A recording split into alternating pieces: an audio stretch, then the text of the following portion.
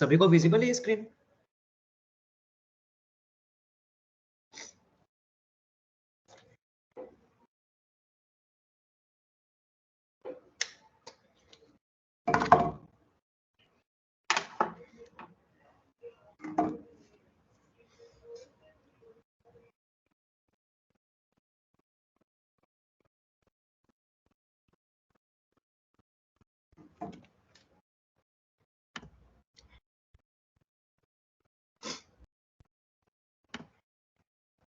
चलो ठीक है, एक बार थोड़ा सा रिवाइज करते हैं लास्ट क्लास में हमने क्या किया था। लास्ट क्लास में हमने ये समझा था कि हमने 3 तरीके के डेटा हज़ार्ड्स पढ़े थे। पहली बात, हज़ार्ड्स क्या होते हैं? हज़ार्ड्स ऐसी अनप्लीजेंट सिचुएशंस होती है जो हमारे सामने प्रोसेसर में हो जाती है, जो कि हम नहीं चाहते कि हो। तो कई 3 तरीके के हज़ार्ड्स होते हैं। एक होते हैं स्ट्रक्चरल हज़ार्ड्स, एक होते हैं डेटा हज़ार्ड्स और एक होते हैं कंट्रोल हज़ार्ड्स। स्ट्रक्चरल हज़ार्ड्स हमने देख लिया। हमने देख लिए थे कि डेटा हज़ार्ड्स क्या होते हैं, हमने ये देख लिया कि कंट्रोल हज़ार्ड क्या होता था। बेसिकली कंट्रोल हज़ार्ड का थोड़ा-सा देखा था हमने। फिर हमने देखा था कि डेटा हज़ार्ड जो है वो 3 तरीके के होते हैं, आरएडब्ल्यू, डब्ल्यूएआर और डब्ल्यूएडब्ल्यू। आरएडब्ल्यू जो है वो इन ऑर्डर में भी हो जाता है, लेकिन जो डब्ल्यूएआर और डब्ल्यूएडब्ल्यू है, ये आउट ऑफ ऑर्डर एग्जीक्यूशन में ही होता है। यानी कि ये तभी होते हैं जब हम एक इंस्ट्रक्शन को किसी और से पहले करा लेते हैं या किसी और इंस्ट्रक्शन की सीक्वेंसिंग चेंज कर देते हैं। डब्ल्यूएआर, डब्ल्यूडब्ल्यू तभी होते हैं। हमने देखा था कि एमआईपीएस क्या होता है? मल्टीपल इंस्ट्रक्शन पाइपलाइनिंग सिस्टम, जिसमें हम एक साथ कई सारे इंस्ट्रक्शंस को प्रोसेस करवा रहे होते हैं अलग-अलग स्टेजेस पे। आरआईएससी में क्या होता है? एक इंस्ट्रक्शन चला, कंप्लीट हुआ, फिर उसके बाद सेकंड इंस्ट्रक्शन स्टार्ट हुआ, वो कंप्लीट हुआ, ऐसे करते-करते। आरआईएससी में मेन दिक्कत क्या थी कि टाइम ज़्यादा लग रहा था। हमारा प्रोसेसर जो है वो एफिशिएंट नहीं था। एमआईपीएस में हमारा प्रोसेसर एफिशिएंट हो जाता है। लेकिन एमआईपीएस अपने कुछ ड्रॉबैक्स के साथ है जिनको सही करने के लिए हमें कुछ टेक्निक्स यूज़ करनी पड़ती है। अब एमआईपीएस में हमारे पास डेटा हज़ार्ड्स आते हैं, डब्ल्यूएआर और डब्ल्यूडब्ल्यू तो आते ही हैं। अब हम डेटा हज़ार्ड्स को सोल्व कैसे करेंगे? 2 टेक्निक्स है। एक है हार्डवेयर पे हम ऐसा कुछ चेंज करें, जिससे कि डेटा हज़ार्ड ना हो पाए। एक है कि हम सॉफ्टवेयर के बेसिस पे कुछ चेंज करें, जिससे डेटा हज़ार्ड ना हो। तो हार्डवेयर बेसिस जो होता है उसको बोलते हैं ऑपरेंड फॉरवर्डिंग। ऑपरेंड फॉरवर्डिंग में हम क्या करते हैं कि जैसे मान लो I1 इंस्ट्रक्शन था, एक ऐड करना था, एक I2 इंस्ट्रक्शन था। ऐड इंस्ट्रक्शन में क्या हो रहा है? जो R1 है ना, हम R2 और R3 की वैल्यू स्टोर करवा रहे हैं ऐड करके R1 में। लेकिन वही R1 जो है वो हमें I2 में यूज़ करना है। जस्ट सपोज करो कि ये दोनों क्लॉक साइकिल नंबर 1 पे जो I1 है वो अंदर चला गया पाइपलाइन के। क्लॉक साइकिल नंबर 2 पे I2 चला गया पाइपलाइन के अंदर। जब ऐसा हो रहा है, तो जब तक I1 R1 में आउटपुट देगा ही नहीं, तब तक हम I2 में R1 को यूज़ करेंगे कैसे? तो उसके लिए हमें या तो स्टॉलिंग करनी पड़ेगी, या तो हम स्टॉलिंग कर लें। स्टॉलिंग नहीं करेंगे तो क्या कर सकते हैं, हम एक हर स्टेज के बीच में एक छोटे-छोटे बफर लगा सकते हैं, एक छोटी-छोटी मेमोरी लगा सकते हैं, जहाँ पे हम हर स्टेज का आउटपुट स्टोर कर रहे हैं। अगर वहाँ पे स्टोर हो जाता है आउटपुट, तो हम अगले इंस्ट्रक्शन के लिए जहाँ पर ज़रूरत पड़ेगी R1 की, वहाँ पर R1 की वैल्यू भेज सकते हैं। ठीक है? ये था ऑपरेंड फॉरवर्डिंग। ऑपरेंड फॉरवर्डिंग में भी हमें कई बार एक्सेप्शंस आ जाती है कि फिर भी डेटा हज़ार्ड आ जाते हैं। कब आ जाते हैं? ये होता है लोड और स्टोर ऑपरेशंस में। क्यों? क्योंकि लोड और स्टोर ऑपरेशंस में स्टेज नंबर 3 जो एग्जीक्यूशन है, यूजुअली क्या होता है कि स्टेज नंबर 3 एग्जीक्यूशन जो है उसके बाद हमें आउटपुट मिल जाता है। लेकिन लोड और स्टोर ऑपरेशन में हमें जो मेन चीज़ चाहिए, वो हमें स्टेज नंबर 4 के बाद मिलती है। तो इसमें हमें गारंटीड स्टॉलिंग करनी ही पड़ेगी। हमें कोई ना कोई एक स्टेज ऐसी खाली छोड़नी पड़ेगी, एक ऐसी क्लॉक साइकिल खाली छोड़नी पड़ेगी, जिसमें हम किसी भी नेक्स्ट इंस्ट्रक्शन को वर्क नहीं करा रहे। उसको हम आगे स्किप कर रहे हैं अगली क्लॉक साइकिल के लिए। ये पढ़ा था। फिर हमने पढ़ा था कि कंपाइलर शेड्यूलिंग क्या होती है। कंपाइलर शेड्यूलिंग कह लो, सॉफ्टवेयर शेड्यूलिंग कह लो, एक ही बात है, ये सॉफ्टवेयर बेस्ड ऑप्टिमाइजेशन होती है। कंपाइलर शेड्यूलिंग क्या बोलते हैं कि तुम्हारे पास कुछ इंस्ट्रक्शंस थे, तुम्हें कराने थे। अगर तुम उनको बिल्कुल लाइन वाइज करवा रहे हो, जैसे सपोज करो 8 इंस्ट्रक्शन थे, अगर मैं बिल्कुल लाइन वाइज करा रहा हूँ, तो मेरे को फर्स्ट सिनेरियो में 14 क्लॉक साइकिल्स मिल रही थी। क्या मैं ऐसा कुछ कर सकता हूँ कि मेरी ये 14 साइकिल्स रिड्यूस होके कम हो जाए? अगर कम हो गई तो मेरा प्रोसेसर फास्ट हो जाएगा, एफिशिएंट हो जाएगा, मैं मल्टीटास्किंग कर सकूंगा, ज्यादा चीजें परफॉर्म कर पाऊंगा। इसके लिए हमने क्या यूज किया था? हमने कॉन्सेप्ट यूज किया था कंपाइलर शेड्यूलिंग का। कंपाइलर ने जब सॉफ्टवेयर को देखा, प्रोग्राम को देखा जो तुमने कोडिंग करके बनाया, उसने देखा कि यार ये दोनों चीजें ना एक दूसरे के इंडिपेंडेंट है। अगर मैं इसको पहले करा लेता हूँ तो ये बाद में करा सकता हूँ, कोई दिक्कत नहीं आएगी, या फिर इसको बाद में करा लिया, इसको पहले करा लिया, ऐसे थोड़े चेंजेस कर सकता हूँ, उससे मेरे आउटपुट पे कोई इफेक्ट नहीं पड़ेगा।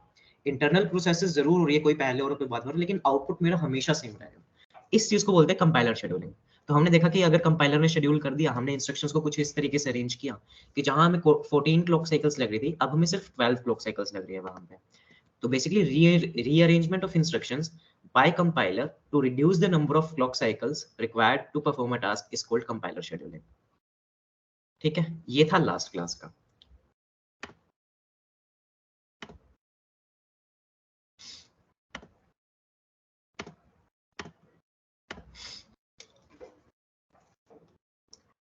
ये व्हाइट बोर्ड सबको विजिबल है?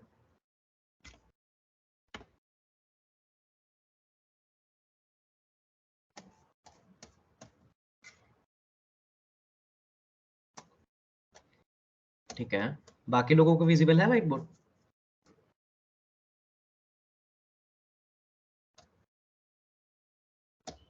सो रहे हैं क्या सारे?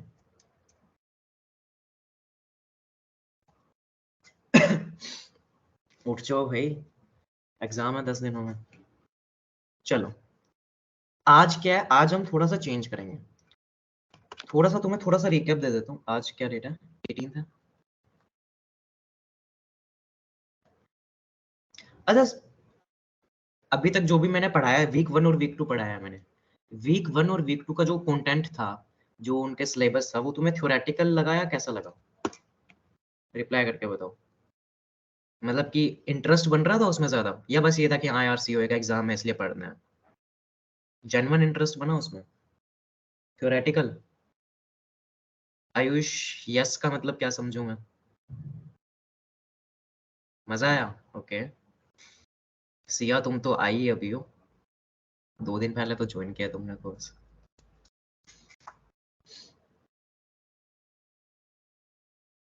Exam prep only but easy, easy तो करवा रहा हूँ तुम्हें। इजी कहाँ था वो? न्यूमेरिकल थोड़ा दिक्कत है, न्यूमेरिकल प्रैक्टिस करने पाएंगे, वो भी बता दूंगा मैं तुम्हें, रुक जाओ।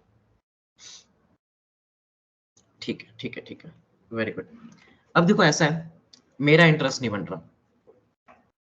हमें क्या करने थे वीक 1 से 5, हमारा था बेसिकली कि डिजाइन क्या होता है, आर्किटेक्चर्स क्या होते हैं, पाइपलाइनिंग क्या होती है, ये सब चीजें थी। ठीक है, वीक 6 से 9 क्या है? प्रॉपर कैश मेमोरी है।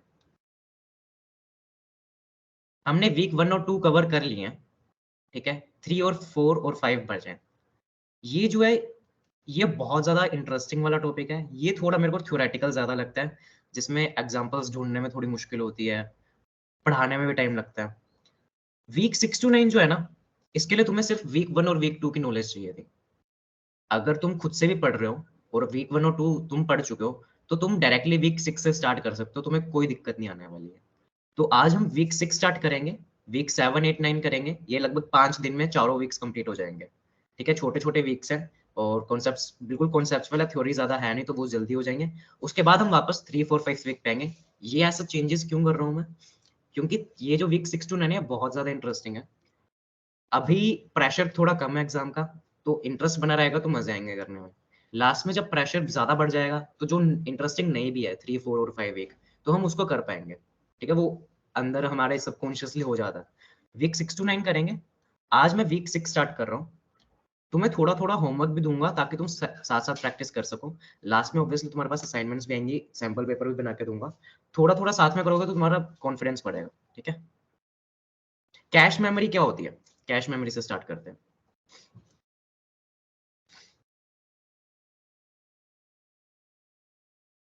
अगर किसी को ऐसे कोई प्रॉब्लम तो नहीं है ना कि एक बार वीक 3, 4, 5 को मैं आगे कर रहा हूँ, कराऊंगा वो भी, उसकी चिंता मत करना कि मैं स्किप कर रहा हूँ या नहीं, वैसा कुछ नहीं होने वाला। सिलेबस 1 to 9 का कंप्लीट होगा तुम्हारा, कोई भी ऐसा टॉपिक नहीं है जो मैं छोड़ूंगा। बस थोड़ा आगे पीछे कर रहा हूँ ताकि इंटरेस्ट बन जाए वापस से।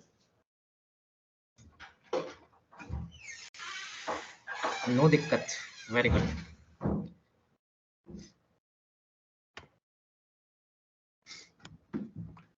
कैश क्या होता है? चलो कैश से स्टार्ट करते हैं। कैश मेमोरी के बारे में तुम्हें क्या पता है अभी? अगर तुमने पुराने लेक्चर्स देखे तो तुम आराम से बता सकते हो कैश मेमोरी क्या होती है। Smallest part of memory for storage purpose. Okay, और फास्ट मेमोरी। ठीक है, और जो भी आ रहा है ना मन में ख्याल आ रहा है कि कैश मेमोरी ये होती है, कुछ भी आ रहा है, उल्टा सीधा कुछ भी, सब लिख दो। Temporary memory. ओके, और कोई? Temporary storage.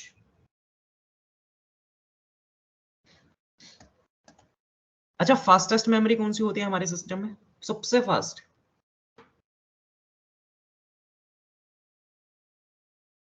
भाई ये किसी ने लिखा है कि temporary memory connects CPU and processor, थोड़ा सा गलत है ये। फास्ट मेमोरी, फास्टेस्ट मेमोरी होती है रजिस्टर। बहुत सही। चलो, वही चीज है वीक 6 to 9 में, वही है जो हमने आज तक पढ़ी है, उसके ऊपर बस थोड़ी सी चीजें ऐड ऑन है।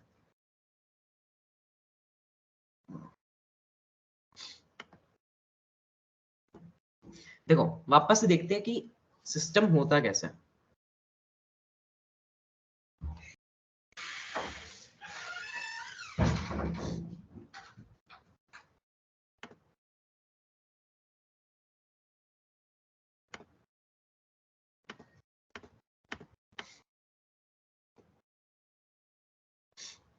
देखो ये तुम्हारा होता है सीपीयू। सीपीयू के अंदर ही कहीं ना कहीं पे रजिस्टर लगे होते हैं। ठीक है, तो मैं लिख देता हूँ सीपीयू प्लस रजिस्टर। रजिस्टर सबसे फास्टेस्ट मेमोरी होती है। फिर आता है हमारे पास कैश। कैश रजिस्टर से थोड़ी सी बड़ी मेमोरी होती है, और क्योंकि वो बड़े हो रही है साइज में, तो ऑब्वियसली उसकी स्पीड थोड़ी सी कम हो गई। कैश के बाद आती है हमारी RAM. RAM random access memory, जो तुम्हारे स्मार्टफोन में या तुम्हारे लैपटॉप में होती है, 4 GB 8 GB, उसको बोलते हैं रैम।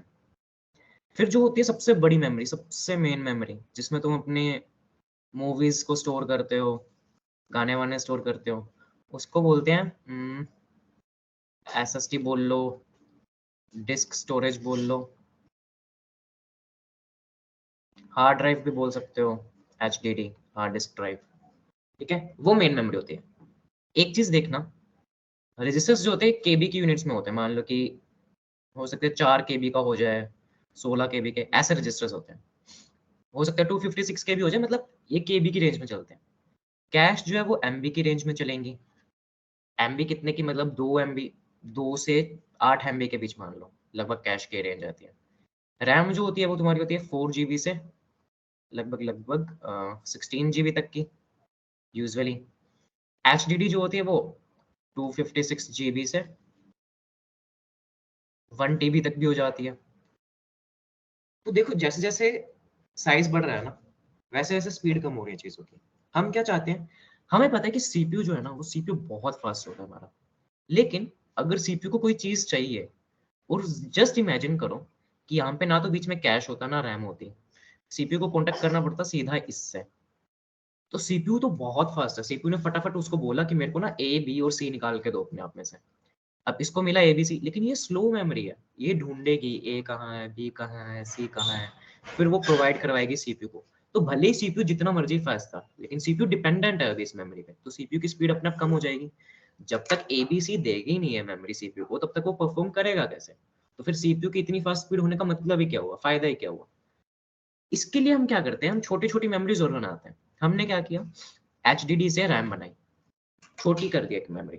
रैम क्या होती है कि जो चीजें हमारे प्रोग्राम्स चलेंगे ना, वो हम रैम में स्टोर करवा लेंगे, ताकि अगर सीपीयू को जरूरत पड़ी तो वो एक्सेस कर सकता है। अब रैम से क्या हुआ, सीपीयू सपोज करो सीपीयू को कोई चीज चाहिए और वो रैम से मांग रहा है, तो रैम फास्टर है, एसएसडी के कंपैरिजन में थोड़ी सी फास्ट पड़ती है रैम।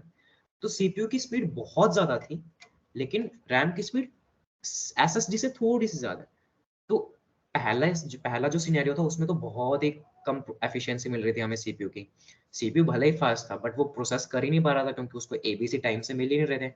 रैम जब से कॉन्सेप्ट में आई, तो एबीसी मिल तो रहे हैं, थोड़े से फास्ट मिल रहे हैं, बट अभी भी ना सीपीयू की स्पीड मैच नहीं कर पा रहे। सीपीयू के अंदर पोटेंशियल है कि अगर उसके पास एबीसी पहले से पड़े होते ना, तो वो 1 सेकंड में 10 इंस्ट्रक्शन एक साथ कर देता। लेकिन एसएसडी में क्या था कि 1 सेकंड में जहां 10 इंस्ट्रक्शन करने की कैपेबिलिटी है उसकी, वहां वो एक ही कर पा रहा था। रैम आ गई तो हो सकता है वो 2 इंस्ट्रक्शन कर पा रहा है अब, लेकिन उसकी कैपेसिटी तो अभी भी 10 की है ना। तो हम कोशिश करते हैं कि 10 के जितना करीब हो सके ना, उतना करीब जा सके, हम जितनी एफिशिएंसी बढ़ा सकते हैं सीपीयू की उतनी बढ़ा सके। तो इसलिए हम क्या करते हैं, एक बहुत बड़ी मेमोरी लगाई, उससे छोटी लगाई, छोटी लगाई, छोटी लगाई, ऐसे लगाते चले जाते हैं, छोटी छोटी मेमोरीज लगाते चले जाते हैं। तो सबसे पहले एसएसडी होती थी हमारे पास, फिर हम रैम भी लगाने लगे। रैम भी हमें स्लो लगने लगी, तो हमने कैश लगाना शुरू कर दिया। अब कैश में भी क्या हुआ, हमें कैश भी स्लो लगने लगी, क्योंकि सीपीयू बहुत फास्ट है, सीपीयू अल्टीमेटली फास्ट है, और कैश भी उसको मतलब उसके बराबर नहीं पहुंच सकता। फिर हमने क्या किया, कैश को ऐसे डिवाइड कर दिया, कैश को छोटे छोटे 2 3 पार्ट्स में डिवाइड कर दिया मान लो। 3 या 4 में भी हो जाता है, 2 में भी होता है। इसको बोल दिया L1 कैश, इसको बोल दिया L2 कैश, इसको L3। L1 L2 L3 का मतलब लेवल 1, लेवल 2, लेवल 3। लेवल 4 भी हो सकता है कई सीपीयूज में, कई सीपीयू में सिर्फ L1 और L2 लेवल 2 तक के होते हैं।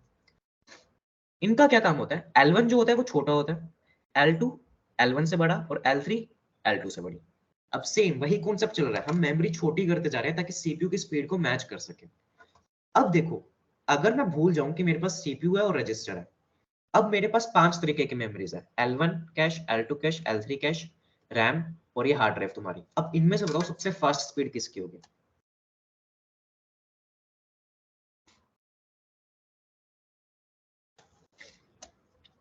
L1 कैश की सबसे फास्ट स्पीड L1 कैश की। क्यों? क्योंकि सबसे छोटा साइज है उसका।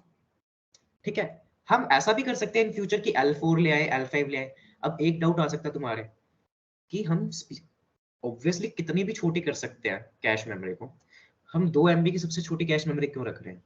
हम 1 MB की कैश मेमोरी सबसे छोटी क्यों नहीं रखते? हम 3 ही कैश मेमोरी क्यों बना रहे हैं, L1 L2 L3? हम 10 लेवल क्यों नहीं बना देते L1 से L10 तक? ये क्वेश्चन वैलिड है कि नहीं है? क्वेश्चन आना चाहिए कि नहीं चाहिए, बताओ। कि जब हम इतने कंपोनेंट्स इंट्रोड्यूस कर ही रहे हैं सीपीयू की स्पीड मैच करने के लिए, तो हम 10 लेवल के कैश क्यों नहीं लगा देते? लगा सकते थे, क्यों नहीं लगाया हमने? ऐसा इसलिए है क्योंकि एग्जैक्टली लिमिट क्या है कि हम लगा सकते हैं, बट सीपीयू तुम्हें पता बहुत छोटी जगह होती है, और सीपीयू के आसपास ना हमें हमारे पास स्पेस का कॉन्स्ट्रेंट होता है, जैसे कि हार्डवेयर कॉन्स्ट्रेंट किसने कहा भी है। हमारे पास स्पेस नहीं है सीपीयू में, कुछ भी चीज अगर तुम्हें ऐड करनी है सीपीयू के आसपास, कोई भी चीज तुम्हें ऐड करनी है ना, तो तुम्हारी बहुत ज्यादा लाइक कॉस्टली पड़ जाता है वो। हम लगा सकते हैं, प्रैक्टिकली लगाना है, लगाना पॉसिबल है इन सब चीजों को, लेकिन वो फिजिबल नहीं है। आज अगर हमें 40-50 थाउजेंड में लैपटॉप मिल रहे हैं, अगर कल हम 10 लेवल के कैश लगाने पे लग जाए तो वही लैपटॉप हो सकता है हमें 1 लाख का मिले, सेम लैपटॉप। स्पीड में तो डेफिनेटली इंप्रूवमेंट हो गई, जहां आज हमें जो स्पीड मिल रही है हो सकता है उससे 2 गुना 3 गुना ज्यादा भी स्पीड हो जाए, लेकिन वो फिजिबल नहीं है ना। सेम लैपटॉप हमें जहां 40 हजार के मिल रहा है, हमारा काम चल रहा है, तो 1 लाख रुपए क्यों देंगे हम उसके? ठीक है, माना स्पीड इंप्रूव हो रही है, लेकिन हमारा तो ऐसा कोई काम भी ना है कि हमें इतनी स्पीड चाहिए हो। तो वो फिजिबिलिटी के लिए होता है। हम एक लिमिटेड चीजें लगा सकते हैं सीपीयू के आसपास। हार्डवेयर कॉन्स्टेंट है, स्पेस कॉन्स्टेंट, हमारे पास मनी के भी कॉन्स्टेंट्स होते हैं यहाँ पे। तो यूजुअली आजकल के जो भी प्रोसेसर्स आते हैं उनमें 3 कैश ही होते हैं, L1 L2 और L3। इससे हमें एफिशिएंट स्पीड मिल जाती होती है। अच्छा, तुम्हें एक चीज और बताई थी, जो कैश होता है, ये हमने कब किया था, फर्स्ट वीक में किया था शायद, कि कैश को हम 2 हिस्सों में डिवाइड कर देते थे, एक आई कैश और एक डी कैश। याद है आई कैश और डी कैश की फुल फॉर्म क्या होती थी?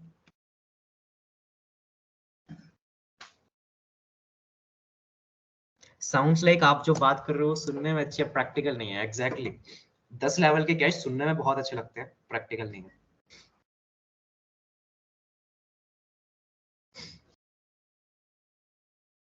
डी कैश का मतलब डेटा कैश, आई कैश का मतलब क्या होता है? आई टैप का मतलब इंस्ट्रक्शन कैश। ठीक है, ये जो हमने एक कैश के 3 हिस्से किए, L1 L2 L3, इसमें जो आई कैश और डेटा कैश बनेंगे वो सिर्फ और सिर्फ L1 में बनेंगे, क्योंकि L1 ही। अच्छा, एक क्वेश्चन और, तुम्हारे पास बहुत सारी चीजें हैं अब, अलग अलग तुम्हारे पास एसएसडी है, रैम है, L1 cash, L2 cash, L3 cash, इनमें से कौन सी ऐसी मेमोरी यूनिट है जो सीपीयू के साथ डायरेक्टली अटैच्ड होगी? लाइक डायरेक्ट सीपीयू सबसे पहले कॉन्टैक्ट किसको करेगा?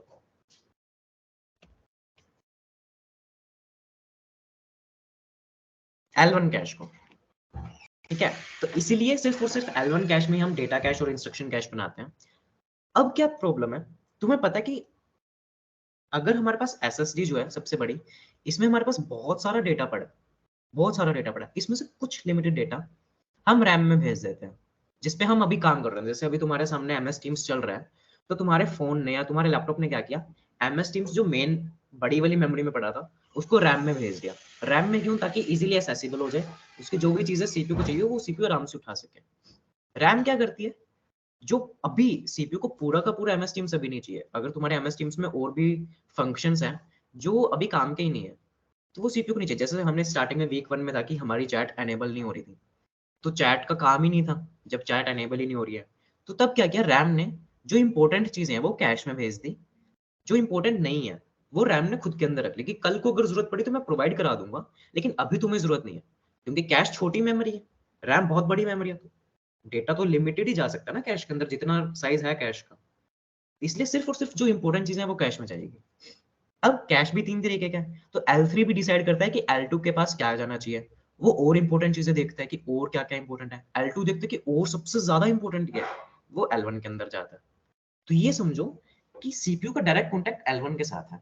सीपीयू को कुछ चीज चाहिए थी, वो मिस हो गई, वो L1 में मिली नहीं।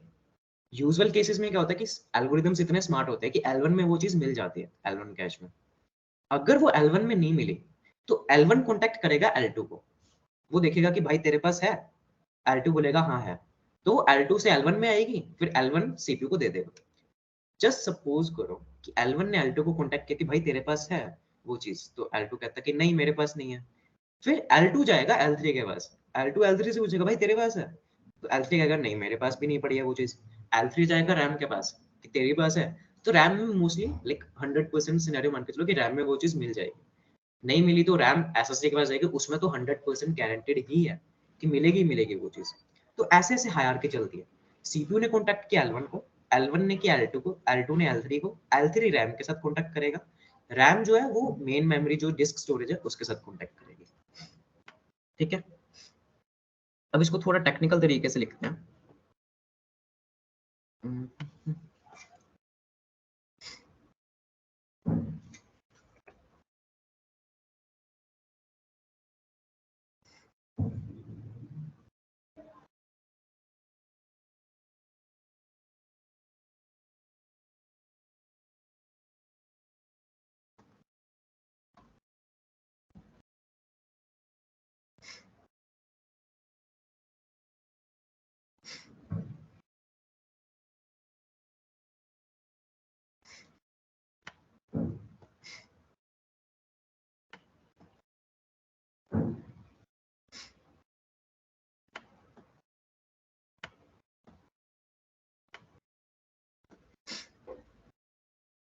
देखो जो डेटा जाता है, मैंने तुम्हें बताया था डेटा ना कुछ चैनल्स के थ्रू जाता है। जैसे सपोज करो कैश से हमें 16 बिट का डेटा भेजना है सीपीयू के अंदर, वो 16 बिट का डेटा जाएगा कैसे?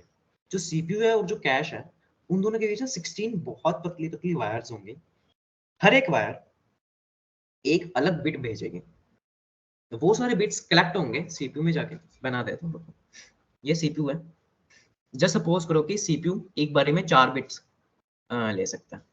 ये कैश है, ये सीपीयू है। सीपीयू अगर एक बारी में 4 बिट्स ले सकता है, तो यहाँ पे ना बहुत छोटी छोटी बहुत पतली पतली 4 वायर्स होंगी, हर एक वायर से एक बिट जाएगा, 0 1 1 0। यहाँ पे जाके ये सारे इकट्ठा हो जाएंगे, फिर सीपीयू उनको अरेंज करेगा और पता करेगा कि इसका मतलब क्या था। बाइनरी लैंग्वेज ही चलेगी, लेकिन उसका मतलब क्या, उसको डिकोड क्या करना है, वो सब सीपीयू का काम है, वो सब वो बाद में करेगा। अब ये सब चीजें होती है, तो हम इसको टेक्निकली क्या बोल सकते हैं? जब ये डेटा ऐसा जा रहा है, हम ये कहते हैं कि ये सीपीयू था, ये कैश था, यहाँ पे हमारे पास रैम थी। एक चीज का याद रखना, कहीं पे भी रैम लिखा हो, किसी भी क्वेश्चन में मेन मेमोरी लिखा हो, ये एक ही बात होती है। हम रैम को मेन मेमोरी मान के चलते हैं, जो तुम्हारी हार्ड ड्राइव है उसको मेन मेमोरी मान के नहीं चलते क्वेश्चंस में।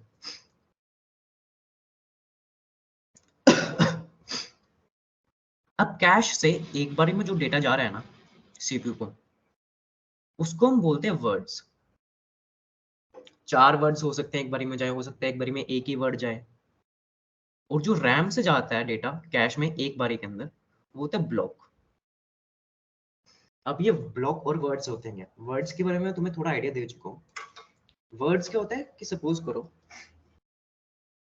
मेरा नाम है मयंक, ठीक है, मयंक लिखा था, आयुष लिखा था,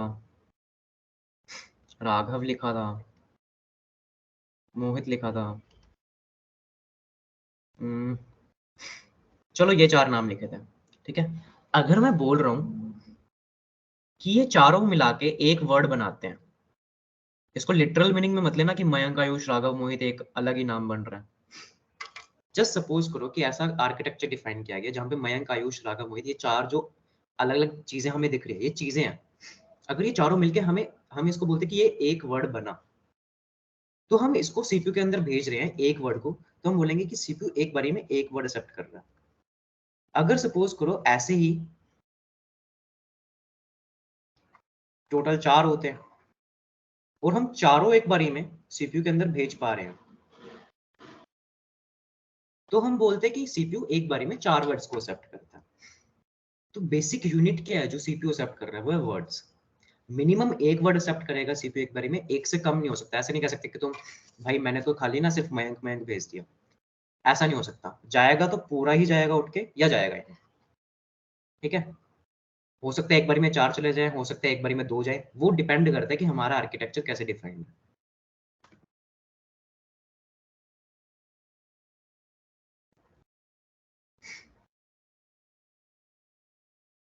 चलो ये तो समझा कि वर्ड क्या होता है। अब समझते हैं कि ये जो सीपीयू है, सीपीयू के अंदर चल क्या रहा है।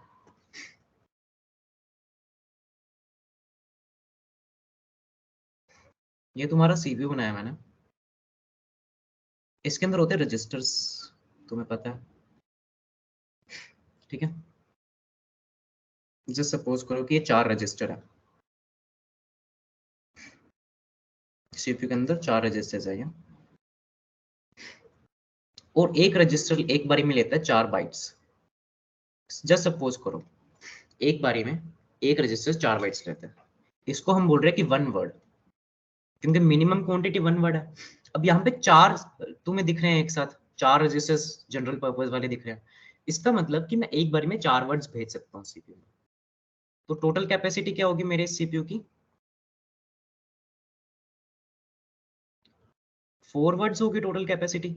4 वर्ड्स का मतलब देखो, 4 टोटल वर्ड्स थे, एक वर्ड का मतलब 4 बाइट्स, तो यानी कि टोटल 16 बाइट्स डेटा मैं एक बारी में सीपीयू के अंदर ट्रांसफर करवा सकता हूँ। इसको और कैसे लिख सकते हैं, 16 बाइट्स का मतलब क्या हुआ, 16 इंटू 8 बिट्स, जो भी बनेगा ये बिट्स। तो ऐसे ऐसे लिख सकते हैं। ठीक है, ये इन्फ्रेंस है, ये कंक्लूजन है जो हम निकाल सकते हैं सीपीयू की मेमोरी आर्किटेक्चर देख के। अब जो हमारा मेन कॉन्सेप्ट है कैश का, जिसके बारे में हमारा वीक है पूरा,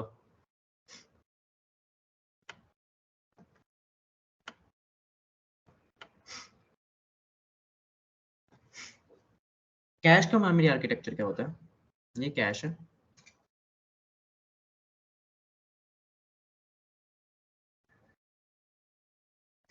ये तुम्हारी कैश मेमोरी।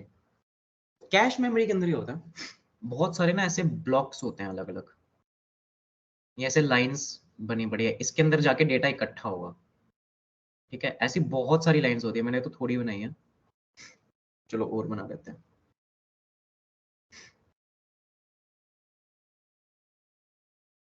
ठीक है, बहुत सारी होती है ऐसी।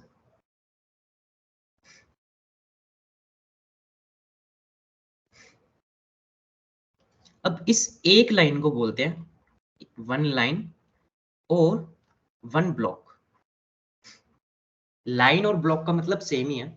इस कैश के अंदर एक जो मैंने पूरी स्ट्रिप बनाई है, उसको या तो एक लाइन बोल सकते हो तुम, या एक ब्लॉक बोल सकते हो। अब मैंने अगर यहाँ पे टोटल 4 ही बनाए होते तो तुम बोलते कि 4 लाइन्स है टोटल कैश में, या फिर 4 ब्लॉक्स है कैश में। ठीक है, एक जो ब्लॉक होता है, एक ब्लॉक के अंदर जितने यहाँ पे सीपीयू था ना, सीपीयू के अंदर टोटल हम कितने भेज पा रहे थे एक बारे में, हम सीपीयू के अंदर एक बारे में 16 बाइट्स भेज पा रहे थे। तो मान के चलो कि यहाँ पे जो कैश है, उसके एक ब्लॉक का साइज 16 बाइट्स ही होगा। 16 बाइट्स यानी कि 4 वर्ड्स। तो इसका मतलब क्या हो गया, सीपीयू में हम एक रजिस्टर के अंदर एक वर्ड स्टोर करवा रहे थे। एक मिनट, सीपीयू के अंदर हम एक रजिस्टर में एक वर्ड स्टोर करवा रहे थे, हमने माना कि हमारे सीपीयू में 4 रजिस्टर थे, तो हमने 4 वर्ड स्टोर करवा लिए। कैश में क्या है, कैश में एक ब्लॉक में हम 4 वर्ड स्टोर करवा रहे हैं, एक ही ब्लॉक में। और ऐसे हमारे पास मल्टीपल ब्लॉक्स है जो लाइन वाइज लगे हुए हैं। ये कैश मेमोरी है। कैश मेमोरी और रैम में ज्यादा फर्क नहीं होता। यहीं पे मैं रैम बना देता हूँ।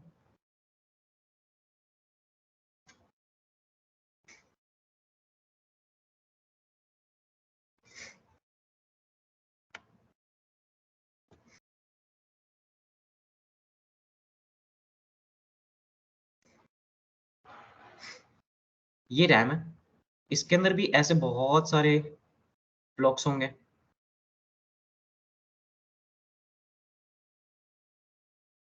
बहुत सारे होंगे। बस फर्क क्या है कि कैश में कम होते हैं ब्लॉक्स, क्योंकि कैश का साइज छोटा होता है, रैम के अंदर बहुत सारे होते हैं ऐसे ब्लॉक्स। अब जब भी कैश के पास सीपीयू जाता है कि मेरे को डेटा नहीं मिल रहा, तुम मेरे को डेटा दो, और कैश कहते हैं कि वो डेटा मेरे पास भी नहीं है, कैश जाता है रैम में ढूंढने, तो रैम से पूरा का पूरा एक ब्लॉक उठ के, पूरा जो भी इसके अंदर डेटा पड़ा है ना, वो सारा का सारा उठ के यहाँ पे कॉपी हो जाएगा एक दूसरे ब्लॉक में, पूरा का पूरा। ठीक है, इसको बोलते हैं मेमोरी ट्रांसफर।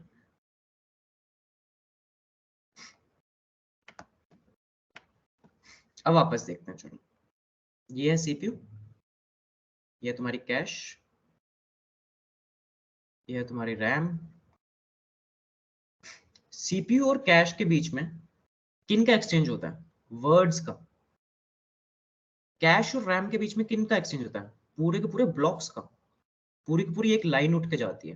कैश के अंदर क्या होता है कि वर्ड्स जा रहे हैं निकल निकल के सीपीयू के अंदर, रैम से पूरा का पूरा एक ब्लॉक उठ के चला जाता है। ध्यान से देखो तो तुम देखोगे कि कैश से भी जा तो एक ब्लॉक ही रहा है पूरा, लेकिन वो अलग अलग टूट के जा रहा है, टुकड़ों में जा रहा है, चार वर्ड्स में जा रहा है। रैम से जो आ रहा है वो पूरा का पूरा एक ही चीज के अंदर आ रहा है, एक ही पूरी पैकेज के अंदर आ रहा है। ठीक है, अब क्योंकि इसके अंदर कुछ और डेटा पड़ा है, इसके अंदर कुछ और डेटा पड़ा है, इसके अंदर कुछ और डेटा पड़ा है, हम पता कैसे करेंगे कि जो हमें डेटा चाहिए वो कहाँ पड़ा है? तो ये जो ब्लॉक्स होते हैं ना, इन ब्लॉक्स का नाम रख दिया जाता है। जैसे हमने रजिस्टर्स का नाम रखा था, इसको बोल देते हैं लाइन 0 या फिर ब्लॉक 0। ये हो जाता है ब्लॉक 1, ये हो जाता है ब्लॉक 2, ऐसे करते करते ये मान लो ब्लॉक 255 होगा। ऐसे ऐसे अलग अलग नाम होते हैं।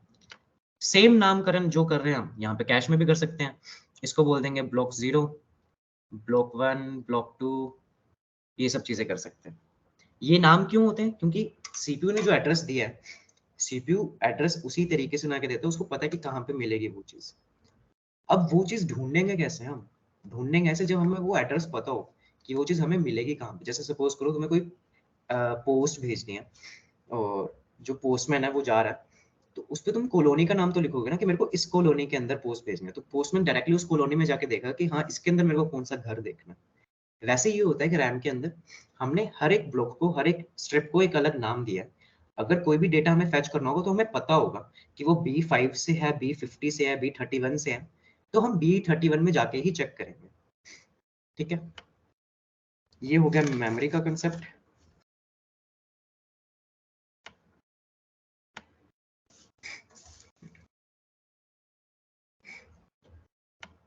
अब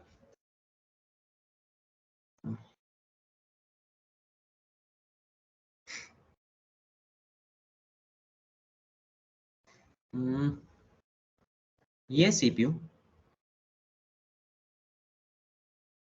ये है कैश मेमोरी, और ये है रैम। हमने बाकी के कुछ स्मार्ट एल्गोरिदम्स होते हैं जिनको पता होता है कि सीपीयू क्या चीज की डिमांड करने वाला है इन फ्यूचर, तो हम पहले से ही वो चीजें रैम से कैश के अंदर भेज देते हैं, ताकि जैसे सीपीयू डिमांड करेगा वो कैश से ले लेगा। कैश फास्ट मेमोरी है, उसको रैम तक जाने की जरूरत नहीं पड़ेगी। तो ये एल्गोरिदम्स होते हैं क्या? कैश मेमोरी के कॉन्सेप्ट में हमारे पास ऐसे दो एल्गोरिदम्स होते हैं, एल्गोरिदम्स कह लो या टेक्निक्स कह लो, जिनको हम बोलते हैं principle of locality. Principle of locality, उन दोनों को यही बोलते हैं। एक होता है स्पेशियल लोकेलिटी,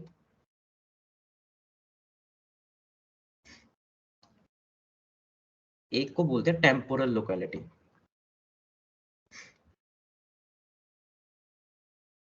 टेम्पोरल लोकेलिटी में क्या होता है? अब देखो ध्यान से सुन लो, तुम अभी MS टीम्स यूज कर रहे हो, सपोज करो MS टीम्स का तुम व्हाट्सएप भी यूज कर रहे हो, तो MS टीम्स रैम में कहीं पे यहाँ पे पड़ा होगा, व्हाट्सएप कहीं पे यहाँ पे पड़ा होगा। लेकिन इस वक्त तुम MS टीम्स यूज कर रहे हो, तुम व्हाट्सएप यूज नहीं कर रहे, हो सकता है यहाँ पे तुम्हारा स्नैपचैट भी पड़ा हो। ठीक है, अब इसके अंदर भी बहुत सारे ब्लॉक्स हैं। ये तो मैंने बोल दिया कि बहुत सारे ब्लॉक्स जो है वो MS टीम्स के ब्लॉक्स हैं। यहाँ पे जो होंगे वो बहुत सारे ब्लॉक्स होंगे, वो स्नैपचैट के ब्लॉक्स होंगे, यहाँ पे बहुत सारे व्हाट्सएप के ब्लॉक्स होंगे। मैंने नाम दे दिया कि ये शुरू के जो 6 ब्लॉक्स हैं, सपोज करो ये MS टीम्स वाले ही ब्लॉक्स हैं, यानी कि इनमें MS टीम्स का डेटा पड़ा है। क्योंकि तुम MS टीम्स यूज कर रहे हो, तो रैम क्या करेगी, ये वाला जो डेटा है कोशिश करेगी ये सारा डेटा कैश में भेज दे।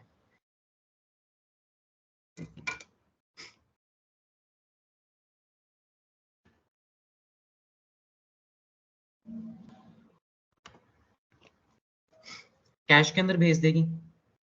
ये जो चीज पता चले कि MS टीम्स वाला ही डेटा भेजना है, ये कैसे पता चले, इसको बोलते हैं स्पेशियल लोकेलिटी। जस्ट सपोज करो कि ये 6 ब्लॉक्स थे, 6 में से फर्स्ट ब्लॉक आया हुआ कैश के अंदर, सेकंड ब्लॉक आया हुआ, ठीक है। अब ये देख रहे हैं कि कैश के अंदर मुझे और ब्लॉक्स भेजने हैं, तो मैं कौन सा ब्लॉक भेजूं। जो रैम है, उसने रैम ने डिसाइड किया कि यार अभी ये बंदा ना MS टीम्स यूज कर रहा है, तो हो सकता है इसको थर्ड और फोर्थ ब्लॉक की भी जरूरत पड़े जो कि MS टीम्स के ही है। तो वो फर्स्ट सेकंड तो ऑलरेडी जा चुके हैं क्योंकि सीपीयू ने डिमांड की थी, तो वो खुद से, सीपीयू डिमांड नहीं कर रहा बट रैम खुद से थर्ड और फोर्थ ब्लॉक भेज रही है। कैश जो है वो थर्ड और फोर्थ ब्लॉक मंगवा रहा है खुद से, सीपीयू ने डिमांड नहीं की बट खुद से ही मंगवा रहा है। ये हो रहा है स्पेशियल लोकेलिटी की वजह से। हम मान के चल रहे हैं कि जो चीज हम अभी यूज कर रहे हैं उसके आसपास वाले जो ब्लॉक्स हैं, इन द नियर फ्यूचर हम उनको भी यूज करने वाले हैं। ये होती है स्पेशियल लोकेलिटी। टेम्पोरल लोकेलिटी क्या होती है, जस्ट सपोज करो कि 1 और 2 ब्लॉक्स अंदर गए हुए हैं ऑलरेडी, ठीक है। अब कैश के अंदर हम सिर्फ 4 ब्लॉक्स अकोमोडेट कर सकते थे, इमेजिन करो कि 4 कर सकते थे, ठीक है, 1 2 3 4। इसमें 1 पड़ा है, इसमें 2 पड़ा है, इसमें 3 आ गया, इसमें 4 आ गया। सीपीयू ने डिमांड कर ली 5th ब्लॉक की। अब 5th ब्लॉक अगर रैम से कैश के अंदर लेके जाना है तो ऑब्वियसली हमें एक जगह बनानी पड़ेगी। जगह कैसे बनाएंगे, जो 4 ब्लॉक्स ऑलरेडी पड़े हैं उनमें से एक ब्लॉक को खाली करना पड़ेगा। अब खाली किसको करें, हम ये देखते हैं। हमें पता है कि 1 और 2 जो ब्लॉक्स है ना, ये बहुत ज्यादा यूज हो रहे हैं सीपीयू के पास। तो हम मान के चल रहे हैं कि शायद सीपीयू थोड़ी ही देर में 1 और 2 को वापस से बुलाएगा। 3 4 इतनी बार बुला नहीं रहा सीपीयू, 1 और 2 को बहुत ज्यादा बुला रहा है। तो हम क्या करेंगे, 3 और 4 में से किसी को खाली कर देंगे और उसकी जगह पे 5th ब्लॉक ले आएंगे। अब ये जो 1 और 2 यहाँ पे बचे, ये किस वजह से बचे, ये बचे टेम्पोरल लोकेलिटी की वजह से। क्योंकि हमें पता चला कि ये जो 1 और 2 ब्लॉक्स है इनको सीपीयू बार बार यूज कर रहा है, तो इन द नियर फ्यूचर हो सकता है कि इनको वापस से बुलाए। 3 और 4 इतने इंपॉर्टेंट लग नहीं रहे, तो हमने 1 और 2 को रख लिया। ये होती है टेम्पोरल लोकेलिटी। जब आप किसी को इविक्ट करने के मतलब बाहर निकालने की कोशिश कर रहे थे लेकिन आपने उसको निकाला नहीं, आप बायस्ड हो गए उसकी तरफ, क्योंकि आपको पता था कि सीपीयू उसको यूज करता रह रहा है, टाइमली यूज कर रहा है उसको, तो आपने उसको नहीं निकाला। ये हो रहा है टेम्पोरल लोकेलिटी की वजह से। स्पेशियल लोकेलिटी, जो रैम के अंदर ऑलरेडी है उसके आसपास जो भी ब्लॉक्स पड़े हैं हम कोशिश करते हैं कि उनको कैश के अंदर भेज दें। टेम्पोरल लोकेलिटी में जो ऑलरेडी कैश के अंदर पड़ा है, हमें लग रहा है कि बाद में यूज होने वाला है, तो हम उसको एविक्ट नहीं करेंगे। इस बेसिस पे एल्गोरिदम्स चलते हैं। और अब कुछ टेक्निकल टर्म्स आती हैं, जैसे कि हिट। हिट का मतलब क्या होता है, सीपीयू ने कुछ डिमांड की कैश से और उसको उसके अंदर मिल गया, तो उसको बोलते हैं हिट। मिस क्या होता है, सीपीयू को कुछ चाहिए था, उसने कैश से डिमांड की लेकिन कैश में नहीं मिला, फिर कैश को अगले लेवल यानी कि L1 कैश था तो उसको L2 के पास जाना पड़ा, या मैं मान लो L1, तो L2 के पास जाना पड़ा। ये होता है मिस, कि सीपीयू ने कुछ डिमांड करी थी L1 कैश से, मिल गया तो हिट हो गया, नहीं मिला तो मिस हो गया।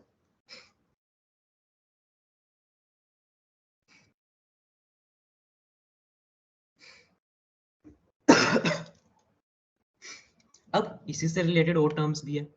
Hit rate. हिट रेट क्या होता है, सीपीयू ने L1 कैश से 100 रिक्वेस्ट भेजी L1 कैश के पास, 100 में से 80 जो थी, 80 L1 कैश में मिल गई, 20 में मिस हो गया।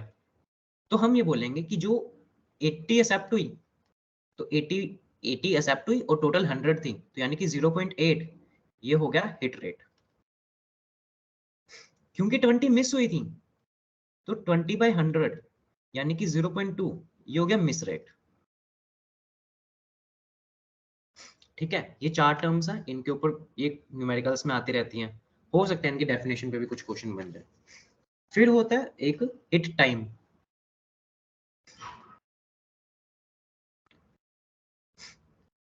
ये सीपीयू है, इसने कुछ रिक्वेस्ट करी कैश से, कैश के अंदर वो चीज मिली, लेकिन कैश ने कुछ तो टाइम लगाया होगा इसके पास भेजने के लिए। तो ये जो टोटल टाइम है ना सीपीयू से कैश तक की जो रिक्वेस्ट गई और फिर वापस कैश से वो डेटा जो आया सीपीयू में, इसमें जो भी टाइम लग रहा है उसको बोलते हैं हिट टाइम। फिर एक आता है मिस पेनल्टी। मिस पेनल्टी नाम से ही पता चल रहा है कि ये तभी होगा जब मिस होगा। ये सीपीयू था, सीपीयू ने रिक्वेस्ट भेजी कैश, L1 कैश के पास, L1 कैश को नहीं मिला, L1 ने रिक्वेस्ट भेजी L2 कैश के पास, L2 में मिल गया। जनरल सिनेरियो जो हमारा था वो था कि यहां से रिक्वेस्ट गई, यहां से, और फिर यहां से वापस आ गई। इस टाइम को हम बोल रहे थे हिट टाइम। लेकिन ये जो एक्स्ट्रा करना पड़ रहा है ना, जब मिस हो गया तो मिस में हम पहले L2 तक जा रहे हैं, फिर L2 से L1 वापस आ रहे हैं, ये जो एक्स्ट्रा टाइम लगा इसको बोलते हैं मिस पेनल्टी। ऐसी टाइम की पेनल्टी जो मिस होने पे लग रही है, ये होगी मिस पेनल्टी।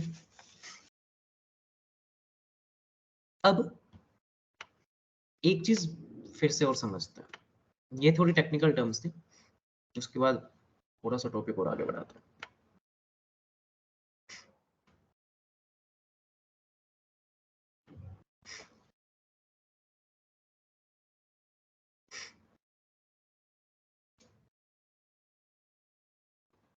देखो 7 बज चुके हैं, अगर किसी को जाना है, किसी को कोई इंपॉर्टेंट काम है तो जा सकता है, रिकॉर्डिंग में अवेलेबल करा दूंगा। आज हो सकता है कि 7:30 तक लेक्चर चल जाए क्योंकि मेरे को टॉपिक कराना है आज ये कंप्लीट। ठीक है, रिकॉर्डिंग तुम्हें मिल जाएगी, उसके लिए बेफिक्र रहो। नोट्स भी भेज दूंगा, ये वाली रिकॉर्डिंग भी 24 आवर्स के लिए अवेलेबल करा दूंगा।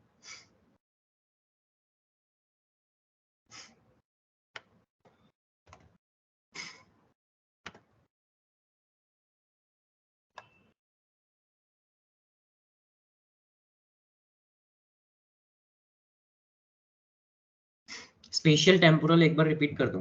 स्पेशियल टेम्पोरल क्या होता है? देखो, मैंने बताया कि रैम में कुछ लिमिटेड डेटा रख सकते हो तुम, कैश में और भी लिमिटेड रख सकते हो। अब क्या है कि जो डेटा, कुछ तो ऐसा डेटा होगा ना जो सीपीयू मांग रहा है, वो सारा हमारा कैश में पड़ा है। लेकिन अगर सीपीयू ने कुछ ऐसे डेटा की रिक्वेस्ट कर ली जो कैश में नहीं मिला, L1 कैश में नहीं मिला, तो हम L2 कैश में जाके ढूंढेंगे, उसमें नहीं मिला तो L3 कैश में जाएंगे, L3 कैश में नहीं मिला तो हम रैम में जाके ढूंढेंगे। ये प्रोसेस चलती है। लेकिन हम चाहते हैं कि जो मिस रेट है ना हमारा, वो कम से कम हो। हम चाहते हैं कि हिट रेट ज्यादा हो। हिट रेट ज्यादा होने का मतलब क्या है कि जो भी सीपीयू रिक्वेस्ट करे वो उसको कैश में मिल जाए। क्योंकि अगर उसको कैश में नहीं मिला तो उसको अगले लेवल ऑफ कैश में जाना पड़ेगा, उसमें नहीं मिला तो फिर रैम में जाना पड़ेगा। ये जो आगे जाना पड़ रहा है, इससे टाइम ज्यादा लग रहा है और सीपीयू उस टाइम कुछ नहीं कर रहा, आइडल पड़ा है। हम नहीं चाहते कि सीपीयू आइडल रहे, हम चाहते हैं कि उसकी एफिशिएंसी बढ़े ज्यादा से ज्यादा जितनी हो सकती है। इसलिए क्या हम चाहेंगे, हम हमेशा ये चाहेंगे कि जो भी सीपीयू रिक्वेस्ट कर रहा है उसको सारी की सारी चीजें कैश के अंदर, L1 कैश के अंदर मिल जाए। लेकिन ऐसा पॉसिबल थोड़ी है। बहुत सी ऐसी बार होंगी जब सीपीयू किसी नई चीज की रिक्वेस्ट करेगा तो L1 कैश में नहीं मिलेगी वो। हमारा क्या टारगेट है कि हम ज्यादा से ज्यादा चीजें L1 कैश में प्रोवाइड कराएं। इसके लिए दो एल्गोरिदम्स होते हैं, स्पेशियल लोकेलिटी और temporal locality. Spatial locality, just suppose करो कि L1 कैश के अंदर कुछ डेटा है ऑलरेडी, अब L2 कैश के अंदर भी डेटा है, सीपीयू ने किसी नए डेटा की रिक्वेस्ट करी, ठीक है, वो L1 कैश में नहीं था, L2 में था। अब L2 से L1 के अंदर वो लेके जाना है हमें, L1 तो फुल है, L1 से किसी एक ब्लॉक को तो हमें बाहर निकालना पड़ेगा ताकि स्पेस बने नया डेटा आने के लिए। तो हमने किस ब्लॉक को बाहर निकाला? हमने देखा कि 4 ब्लॉक्स टोटल थे, 4 में से 2 ब्लॉक्स ऐसे थे जो सीपीयू बार-बार यूज कर रहा है।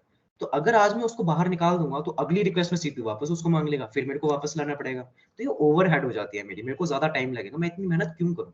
मैं उन्हीं को निकाल देता हूँ ना बाहर जो सीपीयू बार-बार यूज नहीं कर रहा। तो मैंने जो 2 ब्लॉक्स रखे जिनके फेवर में मैं गया कि नहीं मैं इनको नहीं निकालूंगा, वो टेम्पोरल लोकेलिटी की वजह से। मुझे पता था कि ये बार-बार सीपीयू यूज कर रहा है, तो इसलिए मैंने टेम्परेरीली उनको रखा हुआ है अभी भी कैश के अंदर, मैं निकाल नहीं रहा उनको। स्पेशियल लोकेलिटी क्या थी? एक मिनट रुको। स्पेशियल लोकेलिटी क्या थी कि अभी सीपीयू जो L1 कैश है वो मैंने भरा नहीं है। सपोज करो कि 2 ही ब्लॉक भरे हुए हैं मैंने, तो मेरे को 2 ब्लॉक और भरने हैं। तो MS Teams अगर मैं चला रहा हूँ अभी, तो मैं ऑब्वियसली MS Teams वाले ब्लॉक ही भेजूंगा ना, मैं WhatsApp वाले डेटा को क्यों भेजूंगा अभी कैश के अंदर।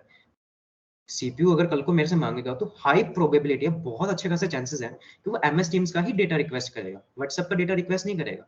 तो इसलिए मैं MS Teams वाला ही डेटा उसको भेजूंगा।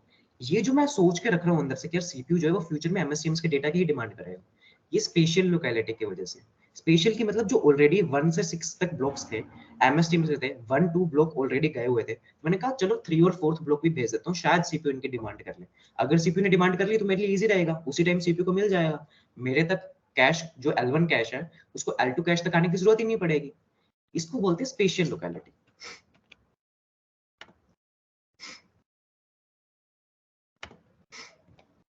ठीक है।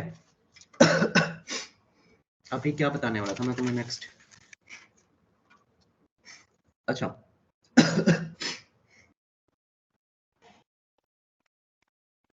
अब सीपीयू को डेटा रिक्वेस्ट कर रहे हैं तो ऑब्वियसली सीपीयू एक एड्रेस भेजेगा, वो एड्रेस हम ढूंढेंगे कि वो एड्रेस कैश के अंदर कहाँ पे है।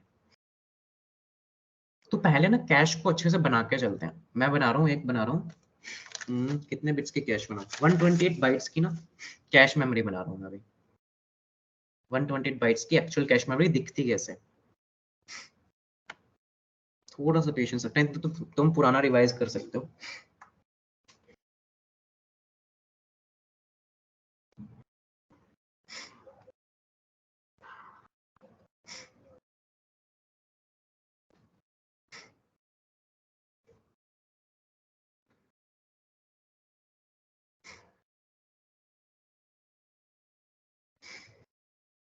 ये कैश मेमोरी है मेरी, ठीक है।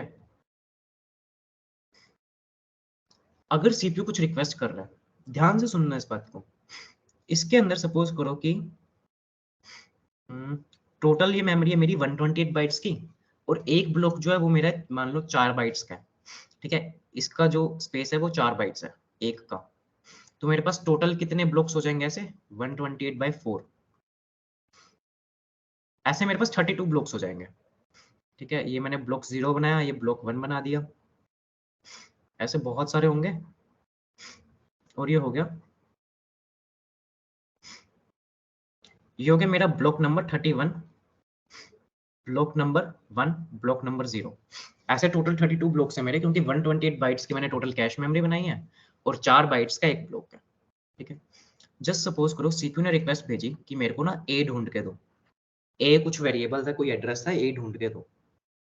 अब कैश में क्या करना पड़ेगा हमें, इसको देखना पड़ेगा पहले, इसमें है नहीं है, इसको देखा है नहीं है, अगले को देखा है नहीं है, ऐसे कितने देखेंगे हम, सारे के सारे थोड़ी देखेंगे, लेकिन देखने पड़ेंगे सारे के सारे, क्योंकि हमें तो डेटा चाहिए और डेटा तो किसी में भी पड़ा हो सकता है। इस प्रॉब्लम को ओवरकम कैसे करें कि हमें सारे देखने ही ना पड़े। मैंने तुम्हें क्लस्टरिंग का एक कॉन्सेप्ट बताया था स्टार्टिंग के क्लासेस में कि हम क्लस्टरिंग कर देते हैं, वर्ड्स की क्लस्टरिंग कर दी, डेटा की क्लस्टरिंग कर दी, बिट्स एक साथ जोड़ दिए। तो क्लस्टरिंग का एग्जांपल तो यहाँ पे भी ले सकते हैं, क्लस्टरिंग का कॉन्सेप्ट यहाँ पे भी यूज कर सकते हैं। ये सेम ही है, ये ध्यान से देखना, इसी चीज को मैं वापस से ड्रॉ कर रहा हूँ। मेरी सेम कैश मेमोरी है, ठीक है।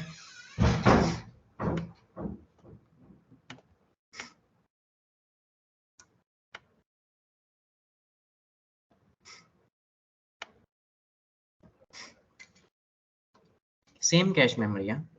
अगर मैंने ऐसा किया कि जो ब्लॉक 0 है मेरा, फिर मेरा ब्लॉक 1 है, ब्लॉक 0, ब्लॉक 1, ब्लॉक 2 और ब्लॉक 3, मैंने ना ऐसे सेट बना दिए 4-4 के। इसको बोल दिया सेट 0, फिर अगला जो बना उसको बोल दिया सेट 1। ऐसे करते करते मेरे पास टोटल 32 ब्लॉक्स थे, और 4 ब्लॉक्स का एक सेट बन रहा हूँ, तो मेरे पास टोटल 8 सेट हो जाएंगे। तो जो लास्ट सेट होगा उसका नंबर होगा सेट नंबर 7, ठीक है। अगर ध्यान से सुनना, पहले के केस में क्या था, सपोज करो मेरा जो डेटा था ब्लॉक नंबर 30 में पड़ा था, तो मेरे को 31 ब्लॉक्स टोटल देखने पड़े कि डेटा कहाँ है। मेरी कितनी मेहनत लगी, 31 ब्लॉक्स चेक किए। अगर कुछ ऐसा कॉन्सेप्ट हो कि मुझे सीपीयू ब्लॉक तो बात की बात है, मेरे को सेट नंबर बता दे कि सपोज करो कि सेट नंबर 7 में तुम्हारा डेटा पड़ा है, तो मैंने देखा पहला सेट कि ये तो सेट 0 है, नहीं, सेट 1 देखा, नहीं, सेट 7 तक, तो मैंने तो सिर्फ 6 के मतलब टोटल 7 सेट्स देखे, 7 में नहीं मिला मेरे को, जो लास्ट सेट था 8th नंबर सेट, नंबरिंग मैंने 7 लिखा क्योंकि 0 से स्टार्ट है, वैसे ही 8th नंबर सेट है, तो इसमें मिल गया। यहाँ पे मेरा टाइम कम वेस्ट हुआ क्योंकि मैंने सेट के अंदर देखा ही नहीं ब्लॉक मैच हो रहा है कि नहीं हो रहा, मैंने देखा ही नहीं, मैंने सेट नंबर देखा, सेट नंबर मैच नहीं हो रहा, भाड़ में जाए वो वाली चीज। मैंने देखा सेट नंबर 7 मैच हो गया, तो मेरा डेटा जो है वो सेट नंबर 7 के किसी एक ब्लॉक में होगा। सेट नंबर 7 में 4 ब्लॉक्स हैं, तो मैं देख लूंगा कि 4 में से मेरा सुटेबल कौन सा, मैंने इसको चेक किया, इसको चेक किया, इसको चेक किया, इसको चेक किया। इसमें मेरी मेहनत कम लगी, मेरा टाइम कम लगा, प्रोसेसर मेरा एफिशिएंट हुआ, मेरी जो मेमोरी है वो एफिशिएंट हुई। ये होता है क्लस्टरिंग का कॉन्सेप्ट। मैंने 4 ब्लॉक्स लिए, 4 का एक सेट बना दिया, एक नाम रख दिया सेट नंबर 0, अगले 4 का नाम रख दिया सेट नंबर 1। ये clustering concept.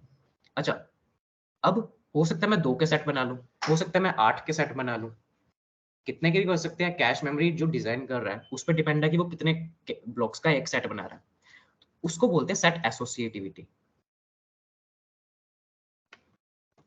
Concept of set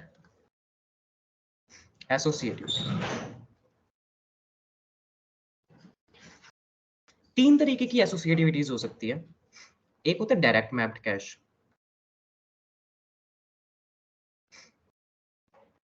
एक होता है कि एन वे एसोसिएटिव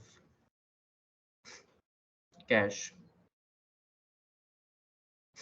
एक होता है fully associative cash. Direct map cash के अंदर क्या होता है, चलो एक बार ना इसको बताता हूँ। ये एन वे सेट एसोसिएटिव क्या है, हमने 4 ब्लॉक्स का बनाया है यहाँ पे एक सेट, तो इसका मतलब होगा कि ये जो हमने बनाया है ये 4 वे सेट एसोसिएटिव है। अगर मैं यहाँ पे 8 का बनाता तो मैं बोल देता कि ये जो मैंने कैश मेमोरी डिजाइन की है ये 8 वे सेट एसोसिएटिव। यहाँ पे 16 भी कर सकता था, 2 भी कर सकता था, तो ये नंबर जो है ये वो बताता है। अगर एन वे लिखा है तो एन वे का मतलब कोई भी हो सकते हैं नंबर, जिसने बनाई है वो डिफाइन करता है कि इस एन की वैल्यू में क्या रख रहा हूँ। अब जो डेटा रैम से कैश के अंदर आ रहा है,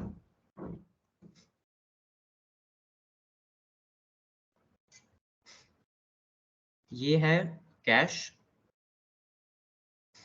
ये है रैम।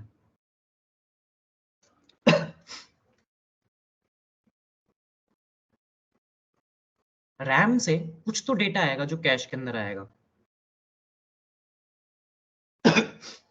जस्ट सपोज करो कि मेरे पास यहाँ पे 4 ब्लॉक्स थे कैश के अंदर, टोटली 4 ब्लॉक्स थे। अब मेरा जो डेटा आ रहा है वो इस वाले ब्लॉक में जाएगा कि इस वाले में जाएगा कि इस वाले में जाएगा, इस वाले में जाएगा, ये कैसे पता चलेगा कि जो मैंने यहाँ से डेटा उठाया, सपोज करो ब्लॉक 3 का डेटा उठाया मैंने, तो ब्लॉक 0 में जाएगा, यहाँ पे ब्लॉक 1 में जाएगा, ब्लॉक 2 में जाएगा, ब्लॉक 3 में जाएगा। मान लो ये 3 नहीं था, ये था 372। कैसे बताओगे कि कौन से ब्लॉक में जाएगा, नहीं बता सकते ऐसे, मतलब कुछ ना कुछ तो हमें डिजाइन करना पड़ेगा ना, ऐसे रैंडमली थोड़ी कहीं ना कहीं चला जाएगा। तो उसके ये 3 तरीके हमने डिजाइन किए थे, एक डायरेक्ट मैप्ड कैश, एक एनवे सेट एसोसिएटिव और एक फुली एसोसिएटिव। डायरेक्ट मैप में क्या होता है, ये तुम्हारा कैश है, इसमें block B1 B0 sorry B1 B2 और B3 है, यहाँ पे बहुत सारे हैं, B0 B1 B2, ऐसे करते करते सपोज करो कि यहाँ पे लास्ट है B1023, इतने सारे हैं। अब अगर B0 से डेटा उठ के जाना है तो ऑब्वियसली B0 में जा सकता है, यहाँ पे B1 वाला B1 में, B2 वाला B2 में, B3 वाला B3 में।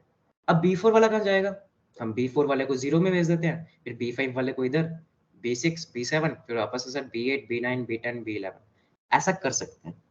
जब हम ऐसा करते हैं कि हमने एक प्रॉपर डिजाइन बना लिया कि 0 वाला 0 में जा रहा है, 1 वाला 1 में, 2 वाला 2 में, 3 वाला 3 में, फिर 4 वाला भेजना तो हम वापस 0 से काउंटिंग स्टार्ट कर रहे हैं, तो इसको बोलते हैं direct mapped cash. Direct mapped cash को एक अच्छी और रिप्रेजेंटेशन के साथ मैं बता सकता हूँ, हम कलर कोडिंग यूज कर लेते हैं।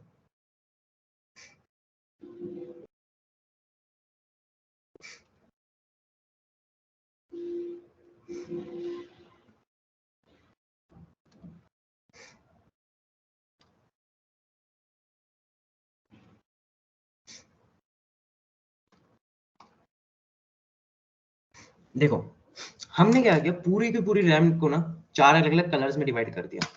4 अलग अलग कलर्स क्या थे हमारे, ग्रीन, येलो, ऑरेंज और रेड। ठीक है, हमने रैम को क्या किया, जो फर्स्ट ब्लॉक है उसको ग्रीन कलर बोल दिया, सेकंड वाले को येलो, फिर आगे चलते ऑरेंज, रेड, हम ऐसे रिपीट करते गए। अब अगर कोई सीपीयू रिक्वेस्ट करता है किसी पर्टिकुलर ब्लॉक की, हम उस ब्लॉक के आगे वो कलर देख रहे हैं कि कौन से वाला, अगर रेड कलर है तो उसको रेड कलर वाले ही ब्लॉक में भेजेंगे जो कि कैश में पड़ा है।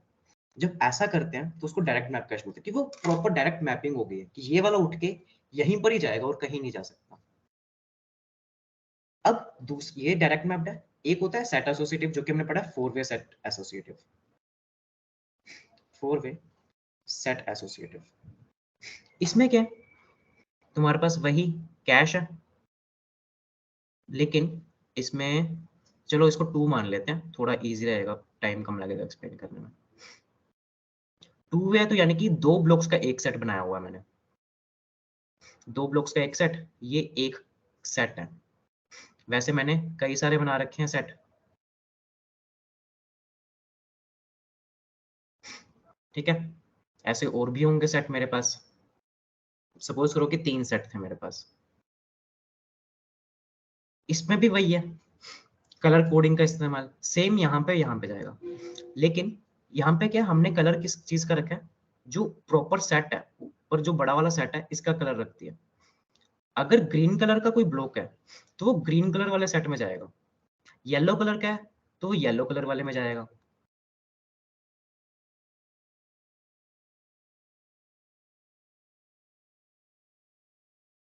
कोई अगर रेड कलर वाला ब्लॉक है तो वो रेड कलर वाले सेट में जाएगा। उसके अंदर जो ब्लॉक्स है उसके अंदर वो किसी में भी जाए, किसी को भी बाहर निकाले, किसी से भी अपनी खुद की जगह बनाए, वो बात की बात है, लेकिन जाएगा इसी सेट के अंदर। इसको बोलते हैं एन वे सेट एसोसिएटिव। इस केस में मैंने बनाया 2 वे सेट एसोसिएटिव। एक होता है फुल्ली एसोसिएटिव कैश।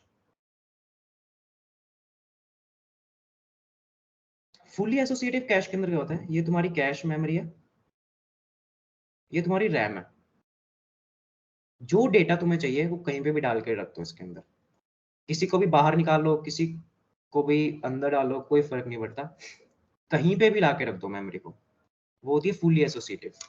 कोई रेस्ट्रिक्शंस नहीं है तुम पे, तुम्हें जो मेमोरी जो ब्लॉक उठाना है उठाओ रैम से, कैश के अंदर कहीं पे भी ला के रख दो, ये होता है फुल्ली एसोसिएटिव।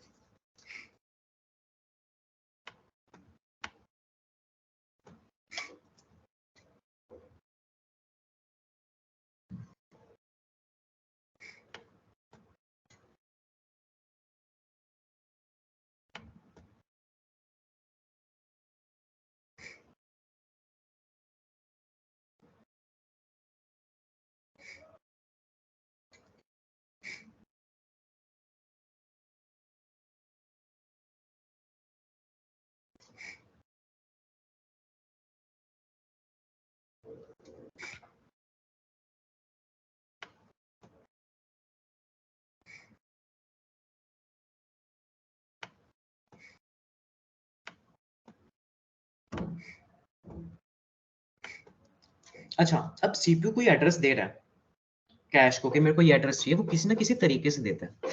वो एड्रेस कैसे होता है हमारा,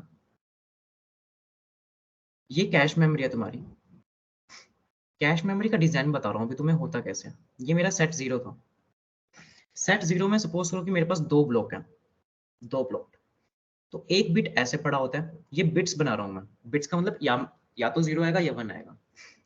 फिर कुछ बिट्स लगातार होते हैं ऐसे, कुछ बिट्स लगातार, फिर कुछ बिट्स और लगातार होते हैं।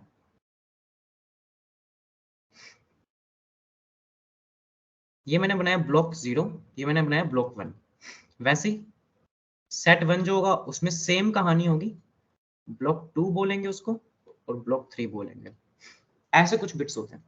ये जो सिंगल बिट्स है ना, इनको बोलते हैं वैलिड बिट्स। क्या यूज होता है बताऊंगा। जो ये मिडल वाले बिट्स हैं इनको बोलते हैं इंडेक्स बिट्स,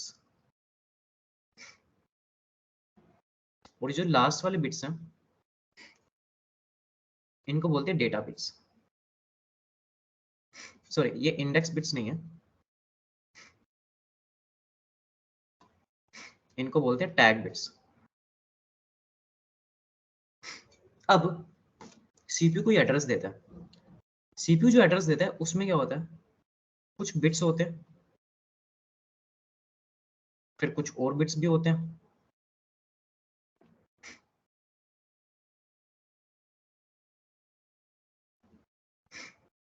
और कुछ स्टार्टिंग में भी बिट्स होते हैं।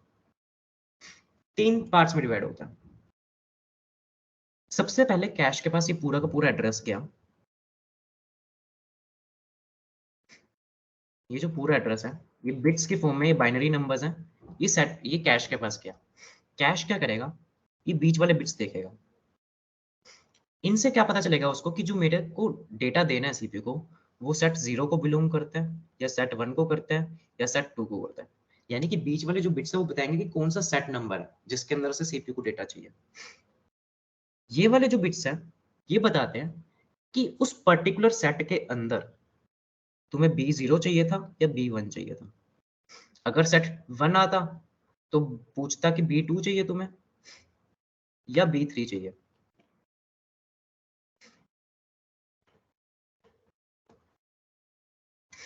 अगर सेट 0 आया तो पूछा कि B0 चाहिए B1। सेट 1 आया तो पूछ रहे हैं कि B2 चाहिए B3 चाहिए। सबसे पहले क्या किया कैश ने, सेट नंबर डिसाइड किया, सेट 0 आ गया मेरा। सीपीयू को सेट 0 का कुछ चाहिए। उसके बाद उसने देखा कि ये जो कुछ बिट्स है इनको बोलते हैं टैग बिट्स। सेट 0 के अंदर कैश गया। कैश ने कहा कि ये जो टैग बिट्स है ना, इधर वाले नीचे जो मैंने बनाए हैं, ये कौन से वाले टैग बिट्स के साथ मैच हो रहे हैं, ब्लॉक 0 के टैग बिट्स के साथ मैच हो रहे हैं या ब्लॉक 1 के टैग बिट्स के साथ मैच हो रहे हैं। अगर सपोज करो कि ब्लॉक 1 के साथ वो टैग बिट्स मैच हो गए, जो टैग बिट्स सीपीयू ने भेजे वो टैग बिट्स ब्लॉक 1 के टैग बिट्स के साथ मैच हो गए, यानी कि हमारा जो डेटा हमें चाहिए वो ब्लॉक B1 का चाहिए। अब ब्लॉक B1 में कौन सा वर्ड चाहिए हमें। ब्लॉक B1 में मान लो 4 वर्ड्स थे, तो भेजेंगे तो हम चारों वर्ड्स ही, वैसे आगे जो रजिस्टर में भेजेंगे चारों ही भेजेंगे, मैक्सिमम 4 भेज सकते हैं, एक दो भी हो सकता है कई बार हम भेजें, लेकिन एग्जैक्टली उसको कौन सा चाहिए वो हमें इधर से पता चलेगा। जो लास्ट वाले बिट्स है हमारे, वो बताएंगे कि कौन सा ब्लॉक था। ब्लॉक हमें पता चल गया टैग बिट से, और ब्लॉक हमने यहाँ से देख लिया कि कौन सा ब्लॉक था, वर्ड कौन सा है, वर्ड भी यहाँ से पता चलेगा हमें। सपोज करो कि थर्ड वर्ड था, तो हमें यहाँ से पता चल गया कि थर्ड वर्ड को हमें सीपीयू में भेजना है। ये थोड़ी एड्रेस का कहानी होती है। सीपीयू कुछ एड्रेस भेजता है कैश मेमोरी में। शुरू के जो बिट्स होते हैं वो टैग बिट्स होते हैं, मिडल वाले कुछ बिट्स इंडेक्स बिट्स होते हैं, लास्ट वाले कुछ बिट्स होते हैं ब्लॉक ऑफसेट, नाम भी लिख देता हूँ। इन बिट्स को बोलते हैं इंडेक्स बिट्स, इनको बोलते हैं ब्लॉक ऑफसेट।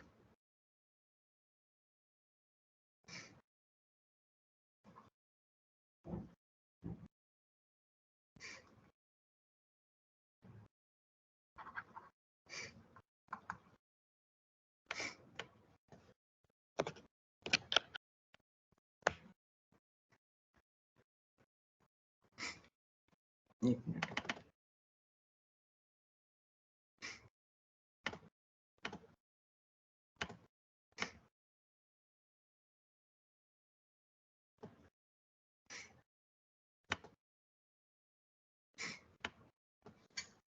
शुरू वाले बिट्स टैग बिट्स, बीच वाले बिट्स इंडेक्स बिट्स, लास्ट वाले बिट्स ब्लॉक ऑफसेट। सीपीयू ने ये एड्रेस भेजा, कैश मेमोरी के पास ये एड्रेस आया। कैश मेमोरी क्या देखेगी सबसे पहले कि सेट नंबर कौन सा है, उसने देख लिया सेट नंबर 0 है। फिर उसने देखा कि पता करना है कि सेट नंबर 0 में कौन से वाला ब्लॉक चाहिए सीपीयू को, तो उसने टैग बिट्स देखे, एड्रेस के टैग बिट्स मैच कराए, ब्लॉक B1 के साथ वो मैच हो गए।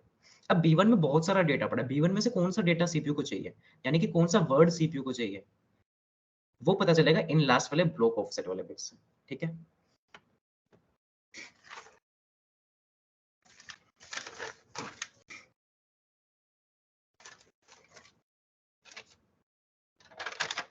तो क्या बचा है आज, देखो आज का मेनली यही है। अब तुम्हारा थोड़ा सा बचता है कि ब्लॉक रिप्लेसमेंट स्ट्रेटेजीज क्या है, और थोड़ी सी थ्योरी है। आज इतने पढ़ा पाऊंगा मैं, और मेरी हिम्मत हो नहीं रही।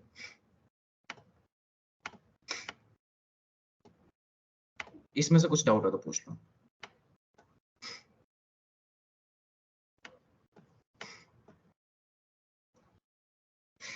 ये जो लास्ट का कहानी है, ऐसा क्या आएगा न्यूमेरिकल?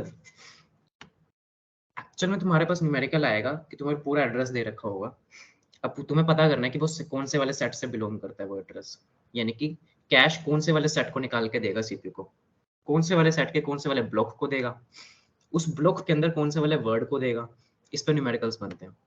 और कोई न्यूमेरिकल्स है नहीं इस वाले 60 वीक में, यही बनते हैं। एड्रेस दे दिया, एड्रेस से पूछ लिया कि कौन से वाला ब्लॉक उठा के कैश देगा, बस।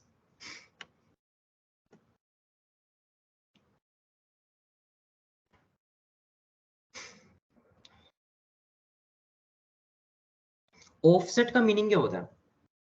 ऑफसेट का मीनिंग अभी, चलो मैं कोशिश करता हूँ तुम्हें ऑफसेट का मीनिंग बताने की।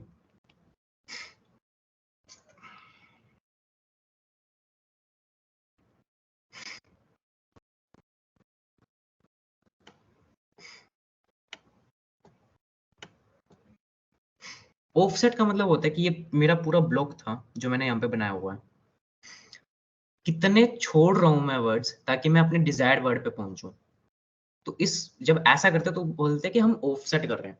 ऑफसेट का मतलब हमारा पॉइंटर जो था वो फर्स्ट नंबर ब्लॉक पे सेट था, फर्स्ट नंबर वर्ड पे सेट था, लेकिन हम उसको थोड़ा ऑफ टारगेट कर रहे हैं। हम फर्स्ट वाले ब्लॉक से मूव कर, फर्स्ट वाले वर्ड से मूव कर रहे हैं, अब हम थर्ड वाले वर्ड पे जाए, तो उसको बोलते हैं ऑफसेट कर दिया हमने पॉइंटर को। ऊपर और नीचे वाले डायग्राम में अंतर क्या है? ऊपर और नीचे वाले डायग्राम में अंतर, मैंने कौन से वाले डायग्राम की बात करूँ, जो भी ये डेटा बिट्स वगैरह बताए ये वाले, या फिर जो मैंने नीचे डायग्राम बताए थे ये कैश वाले, जिनमें मैंने सेट के बारे में समझाया था, ये वाले रिसेंट? ठीक है, एक मिनट बता रहा हूँ भाई यार, प्लीज पुरानी स्क्रीन रिकॉर्डिंग भी भेज देना, ठीक है वो भी भेज दूंगा। न्यूमेरिकल्स करेंगे ना 6 वीक के, न्यूमेरिकल्स तो इम्पोर्टेंट है।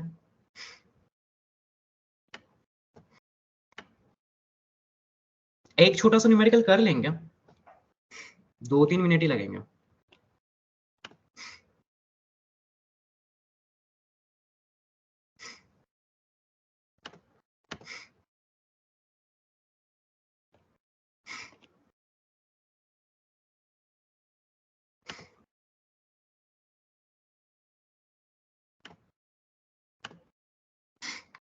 असाइनमेंट मैं बना के भेज दूंगा, उसकी चिंता मत करो, वो तुम्हें परसों मिल जाएगी शायद असाइनमेंट, 6th वीक के और 7th वीक के कुछ क्वेश्चंस।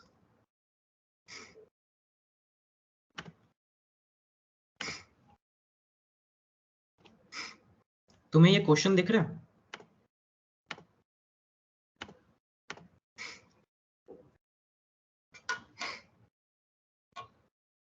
चलो कोई ना, जिनको लीव करना है वो कर सकते हो, तुम वीडियोस देख लेना बाद में यार।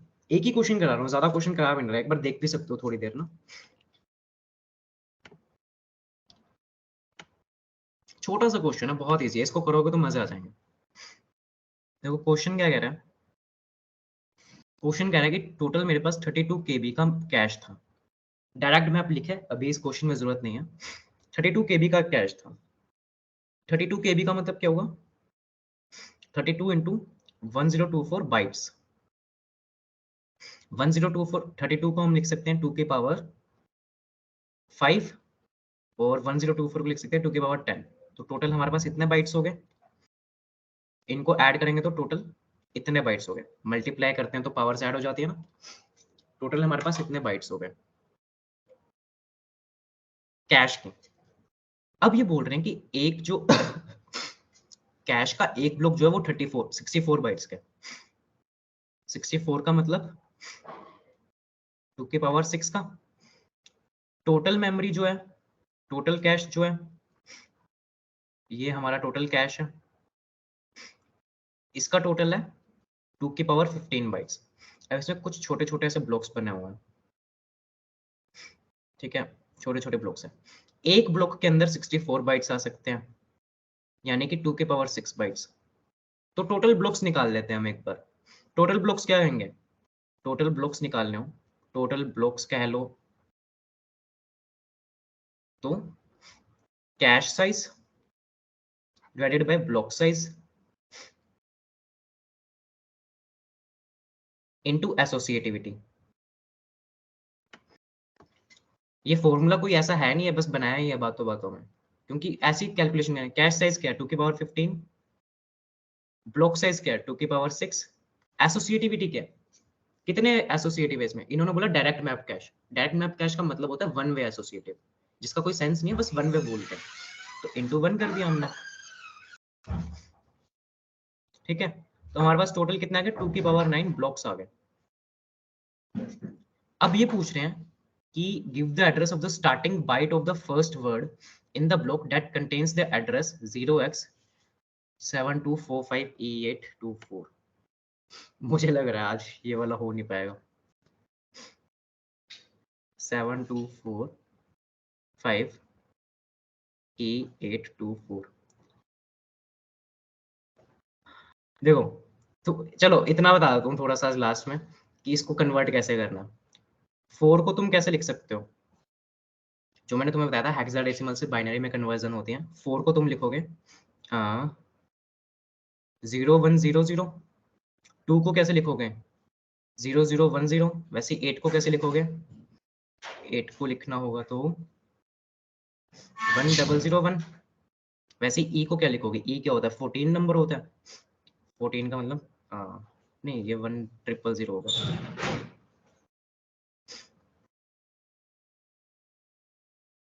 ये 14 हो गया, यानी कि ई। ऐसे तुम पूरे एड्रेस को खोल सकते हो। ये 4 लिखा है मैंने, ये 2 लिखा है, ये यहाँ पे 8 लिखा है, यहाँ पे ई लिखा है। बस एक बार इतना कर लो। क्वेश्चन आज नहीं हो पाएगा, आज समझा ही नहीं पाऊंगा मैं क्वेश्चन। थोड़ा सा और समझ पढ़ाना पड़ेगा उसके लिए मेरे को। फुली एसोसिएटिव में एसोसिएटिविटी कितनी लगेंगे? फुली एसोसिएटिव की कोई एसोसिएटिविटी नहीं होती। ऐसा कोई क्वेश्चन नहीं आएगा जिसमें तुम्हें ऐसे कंफ्यूज करें। ठीक है यार, मतलब ये क्वेश्चन कल ही करेंगे, आज मैं करवा नहीं पाऊंगा, इतना पढ़ाया नहीं। तुम खुद से ट्राई कर सकते हो। होमवर्क जो है होमवर्क जरूर करना, मैं तुम्हें होमवर्क भेजूंगा आज, वो जरूर कर लेना। कोई डाउट्स है तो पूछ सकते हो। हाँ, ब्लॉक साइज इनटू एसोसिएटिविटी लिखा था मैंने। ये डायरेक्ट मैप कैश था, तो डायरेक्ट मैप का मतलब होता है एसोसिएटिव वन।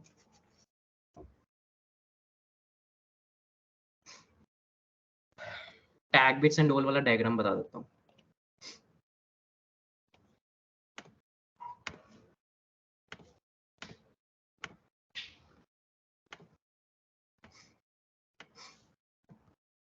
देखो, ये जो मैंने बेसिकली बनाया है ना, ये पूरा का पूरा रेक्टेंगल ऊपर वाला, ये कैश मेमोरी अंदर से कैसे दिखती है वो बनाया है मैंने। कैश मेमोरी में अलग अलग सेट्स बटे होते हैं। हर सेट को एक कुछ ना कुछ, मतलब हर सेट में कुछ ना कुछ ब्लॉक्स होते हैं। और वो ब्लॉक्स किस फॉर्म में होते हैं? बिट्स के फॉर्म में होते हैं। एक स्टार्टिंग के बिट्स अलग होते हैं, फिर कुछ बिट्स आते हैं बीच में, फिर लास्ट में कुछ बिट्स आते हैं। जो स्टार्टिंग का बिट होता है एक सिंगल बिट, उसको बोलते हैं वैलिड बिट। इसका काम बाद में आता है। बीच वाले बिट्स होते हैं टैग बिट्स। टैग बिट्स क्या होता है कि एक सिग्नल होता है, एक कोड होता है। जैसे कोई सीक्रेट कोड दे दिया गया इस बिट को, इस वाले ब्लॉक को। लास्ट वाले जो बिट्स है डाटा बिट्स, इसमें हमारी एक्चुअल वैल्यूज पड़ी होंगी, एक्चुअल काम की जो चीजें जो सीपीयू को चाहिए वो पड़ी होंगी। ठीक है। अब सीपीयू को कुछ एड्रेस, सीपीयू को कुछ चीज चाहिए थी, तो सीपीयू एक एड्रेस बना के भेजेगा, एक इंस्ट्रक्शन बना के भेजेगा कि मेरे को ये चीज चाहिए। उस इंस्ट्रक्शन का स्ट्रक्चर क्या होगा? उस इंस्ट्रक्शन के कुछ स्टार्टिंग के बिट्स होंगे, वो बताएंगे टैग बिट्स। बीच वाले बिट्स होंगे वो बताएंगे इंडेक्स बिट्स। लास्ट वाले कुछ बिट्स होंगे वो होंगे ब्लॉक ऑफसेट के। तो कैश के पास कोई इंस्ट्रक्शन आया, कैश ने देखा कि बीच वाले बिट्स जो है वो मेरे को सेट नंबर बताते हैं, तो उसने डिकोड किया कैश ने, उसको पता चला कि सेट 0 से सीपीयू कुछ मांग रहा है। फिर उस वो गया सेट 0 में। कैश सेट 0 में उसको दो ब्लॉक पड़े हुए दिखे। दोनों ब्लॉक के कुछ टैग बिट्स थे, यानी कि उनके पास कुछ सीक्रेट कोड्स थे। तो प्रोसेसर को पता था क्या सीक्रेट कोड है, प्रोसेसर ने एक सीक्रेट कोड लिख के भेज दिया। अगर वो सीक्रेट कोड जो प्रोसेसर ने भेजा है वो किसी भी ब्लॉक के साथ कैश में पड़े हुए मैच हो गया, सेट 0 वाले किसी भी ब्लॉक के पास, तो यानी कि प्रोसेसर उसी वाले ब्लॉक से डेटा डिमांड कर रहा है। अब जो लास्ट वाले बिट्स ऑफ ब्लॉक ऑफसेट वाले वो बताते हैं कि एग्जैक्टली क्या डेटा भेजना है हमें सीपीयू के अंदर। इतना ही से कहानी है।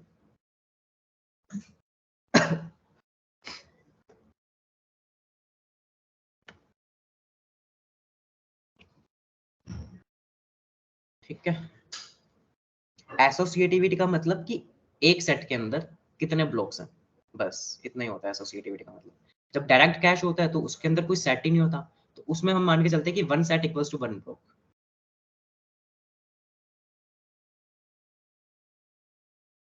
ठीक है। समराइज करने कर देते हैं थोड़ा सा ना। क्या पढ़ा हमने स्टार्टिंग में कि पहले तो हमने हायरार्की पढ़ी, डेटा कहाँ से कहाँ ट्रैवल होता है। फिर उसके बाद हमने थोड़ा कंसेप्ट पढ़ा कि दिखती कैसी है कैश मेमोरी, ब्लॉक क्या होता है। हमने देखा कि हिट रेट क्या होता है, मिस रेट क्या होता है, हिट मिस क्या होते हैं, मिस पेनल्टी क्या होती है। फिर प्रिंसिपल ऑफ लोकेलिटी में 2 तरीके के होते हैं locality, special locality, temporal locality, वो क्या होते हैं। फिर हमने देखा कि क्लस्टरिंग का क्या सीन होता है, यानी कि एसोसिएटिव, जो सेट एसोसिएटिविटी होती है उसका कांसेप्ट होता क्या है, एन वे एसोसिएटिव क्या होता है, फुली एसोसिएटिव क्या होता है, डायरेक्ट मैप्ड क्या होता है। आज इतने ही है, ठीक है। अभी मीटिंग को एंड करते हैं, रिकॉर्डिंग में शेयर कर दूंगा, नोट्स भी शेयर कर दूंगा, होमवर्क भी शेयर करूंगा, वो जरूर कर लेना। चलो बाय गाइस।